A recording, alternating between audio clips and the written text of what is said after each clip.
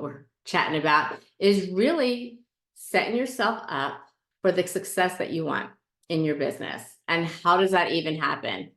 How do you boost your revenue? How do you create margins? How do you really truly get to where you are, to where you want to be? And the first thing truly is that you have to take a step back and look at your business.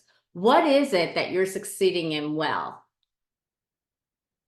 But make sure you have the numbers to back that, right? Like, what is it that is bringing in the revenue? What is it that is creating the profit margins also?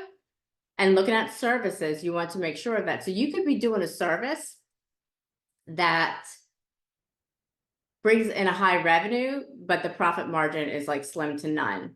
And even though you are bringing in the revenue, if that profit margin isn't higher, then there's a gap there. Like, it doesn't matter the revenue part if you're not being profitable. And all that may be is that there's just too much product waste.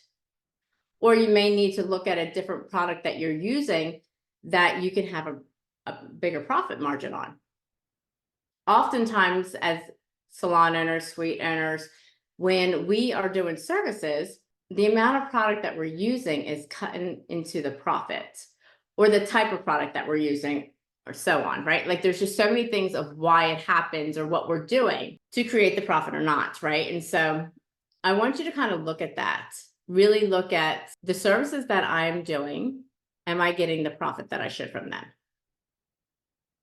Or am I wasting time on this service, even being on my menu, because we really don't get a whole lot of people that are booking it. Therefore, the product that's used for it is sitting on the shelf, not making any money.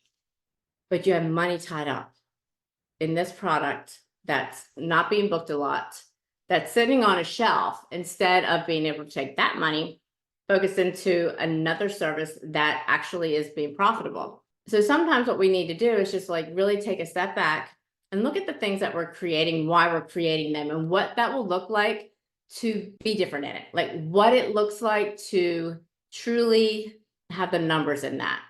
So I want to encourage you today is to look at the services that you offer first, right? Go into your software and get your numbers from that. It absolutely should tell you, if it not, it should tell you like what services you do the most. It should be a pie chart, whatever will give you your percentage, right? And then also look at the amount of product that's being used, the cost of the product per service, and is it creating the profit margin that it should? Meaning that, first of all, every area in our business, like, we should have a percentage that the revenue is being used for that in our budget, right? So if you're spending more than 8% on your back bar services, meaning your color, your like everything that you use to do a service, that's your back bar.